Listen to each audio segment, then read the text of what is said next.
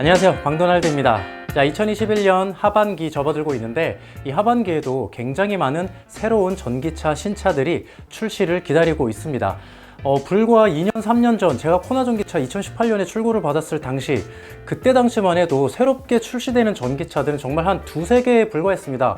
소울 EV나 아우디 EQC 약간 이 정도의 손에 그냥 한 두세 손가락에 꼽을 수 있을 만큼의 드문드문한 전기차가 출시가 됐었는데 불과 2년 정도밖에 안 지났는데 지금 하반기 불과 6개월 만에 남아있는 전기차 신차들이 굉장히 많이 출시를 기다리고 있습니다. 정말 이 전기차 시장은 이 휴대폰보다 모바일 발전 속도보다 훨씬 더 빠르게 진화를 하고 있는 것 같습니다. 정말 많은 전기차들이 출시가 되고 있고 내년에는 아마 지금 제가 말씀드리는 것보다 더 많은 것들이 출시가 되지 않을까 이런 기대를 해봅니다. 자, 그래서 이번 하반기에 출시가 될 전기차 지금 인터넷상으로 기사상으로 발표가 된 것들이 총 11종이 있습니다. 제 기준, 제 나름대로 정말 100% 저의 주관적인 잣대로 이 11개의 신차 전기차를 순위를 한번 매겨봤습니다. 정말 저의 기준이니까요. 여러분들도 보시면서 여러분들 나름대로의 내가 선호하는 전기차를 한번 꼽아보시면 재밌을 것 같습니다. 바로 들어가겠습니다.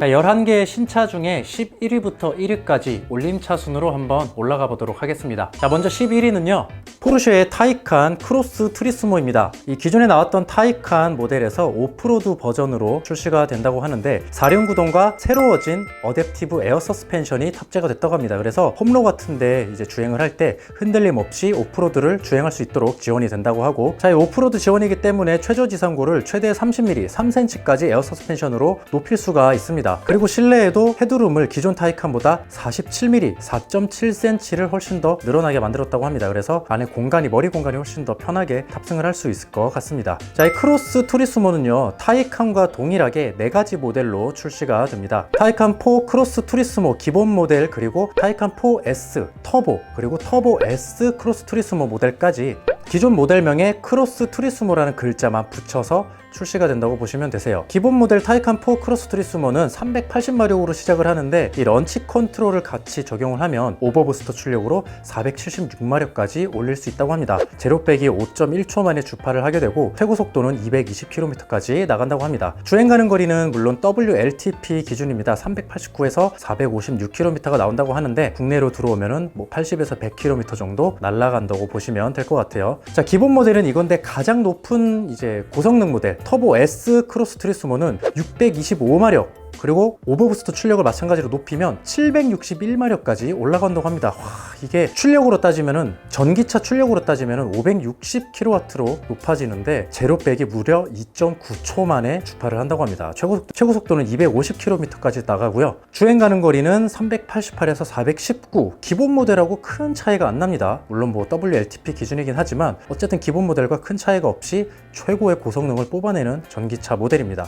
자, 이 크로스 투리스모 모델 오프로드를 지향하는 그런 전기차로 나왔는데 굳이 포르쉐 전기차를 사는데 타이칸이 아닌 이런 크로스 투리스모 모델로 험로를 다니기 위해서, 레저를 위해서 이 차를 산다? 저에게는 좀 맞지 않는 것 같습니다. 레저나 험로를 위해서 다른 전기차를 사려고 할 때 굳이 이 타이칸 크로스 투리스모보다 훨씬 더 다른 선택지가 더 좋은 게 있을 것 같아서 굳이 레저를 위해서 포르쉐?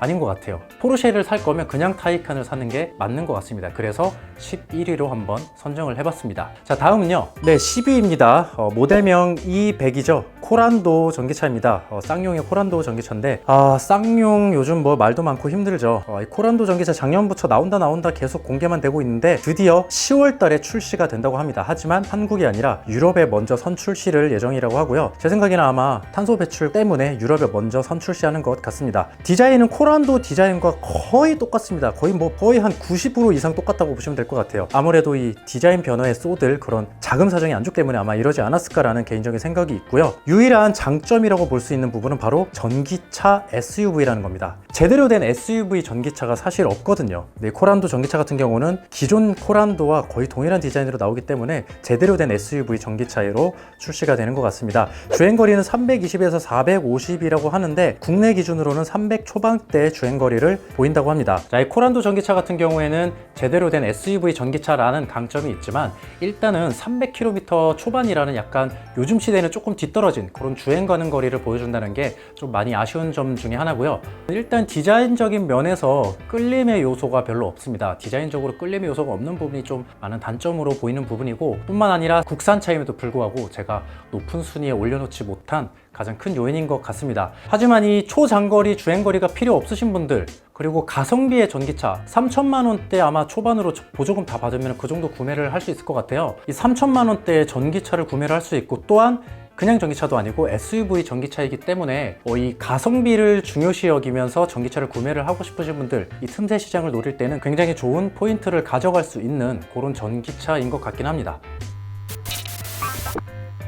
자, 이어서 9위는요 BMW iX입니다. SUV 아니죠, SAV입니다. 스포츠 액티비티 비클. 자, 이 BMW iX 같은 경우에는 굉장히 초대형 럭셔리 SUV 전기차라고 보시면 될 것 같아요. 일단 주행 가는 거리 630km입니다. 굉장히 멀리 가죠. WLTP 기준인데 이거 그냥 국내 인증거리로 100km 잘라 먹어도 530이에요. 굉장히 긴 주행 가는 거리를 보여주고 있고, 385kW 마력으로 치면은 약 523마력의 강한 주행 성능을 보여주고 있습니다. 그리고 토크 또한 765Nm, 이게 78kg 정도 되는 것 같아요. 강력한 토크력도 보여주고 제로 백이 4.6초 만에 발을 한다고 합니다. 물론 200kW급 고속 충전 다 지원을 하고 있고요. 출시는 11월 달로 예상을 하고 있습니다. BMW 최초로 5세대 e드라이브 기술이 적용이 됐고, 두 가지 모델로 출시가 됩니다. xDrive 50, xDrive 40 이렇게 두 가지로 출시가 되고요. 이 크기가 굉장히 큽니다. e-tron, EQC 이런 것보다 큰 차체를 보여주고 있고, 큰 차체임에도 공기 저항 계수는 0.25까지 낮췄다고 합니다. 새로운 전기차 전용 플랫폼이 들어간 것도 아주 큰 장점이고, 뿐만 아니라 OTA도 적극적으로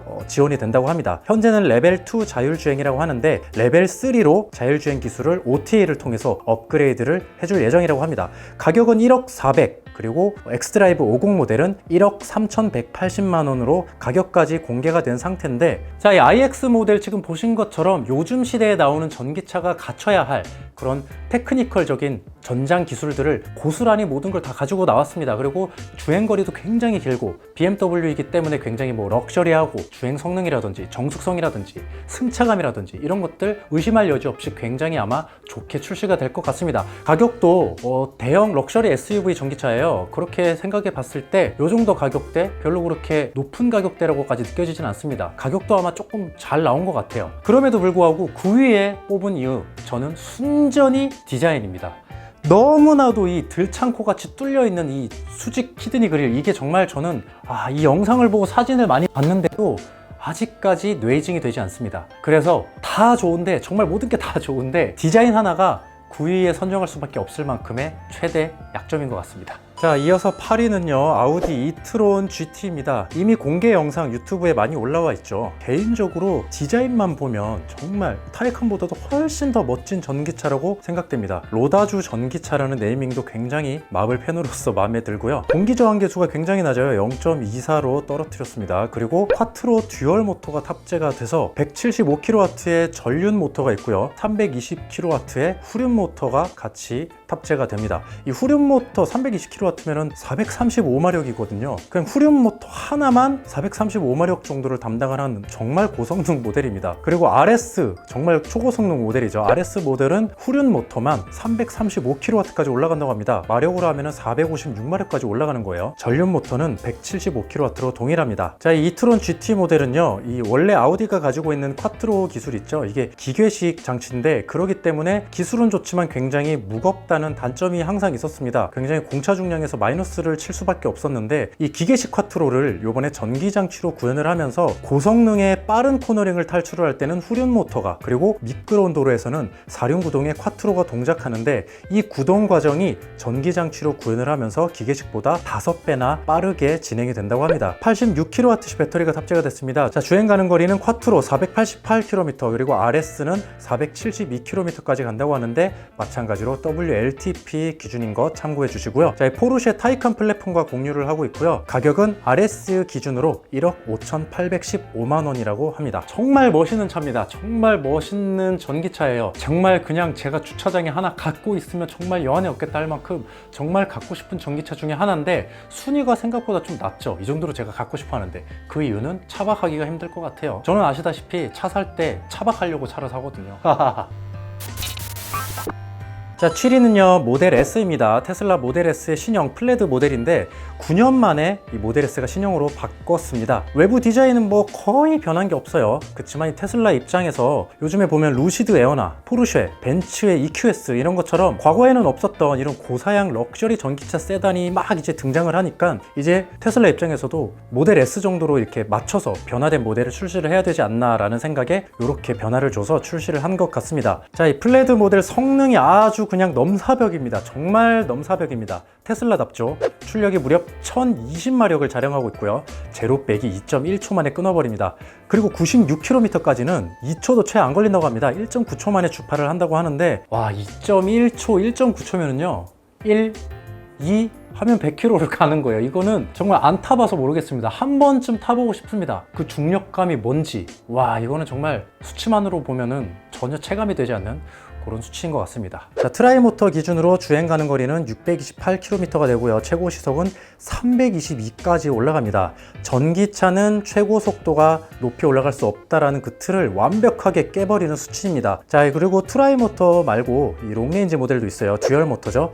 키로수는 663까지 올라가고요. 제로백 듀얼 모터라고 해도 3.2초 만에 주파를 합니다. 최고 속도도 250까지 올라가고요. 마력은 670마력까지 보여준다고 합니다. 새로운 17인치 시네마틱 디스플레이가 장착이 됐죠. 기존의 15.4인치도 굉장히 큰데 훨씬 더 큰 가로형 시네마틱 디스플레이가 들어가고, 자, 이 뒷좌석에도 최고 요즘 핫한 아이템 중에 하나죠. 10테라플롭스라는 굉장히 높은 고성능의 GPU 성능이 장착이 되면서 전 좌석에서 고성능 엑스박스, PS, 플레이스테이션 5 이런 고성능 게임도 구동이 가능하다고 합니다. 물론 시연에서도 보여줬는데 어느 정도 이렇게 구동이 되는지 실제 하기 전까지는 확실한 거는 해봐야 될 것 같습니다. 프리미엄 스피커가 들어갔죠. 22개의 스피커가 들어가고요. 와트 수가 무려 960W까지 출력이 되는 고성능 프리미엄 스피커가 탑재가 됐습니다. 액티브 노이즈 캔슬링이 정말 군데 적용이 됐고 정말 놀라운 수치의 공기 저항 계수를 보여주고 있습니다. 0.208cd라는 정말 낮은 공기 저항 수치를 보여주고 있습니다. 가격은 1억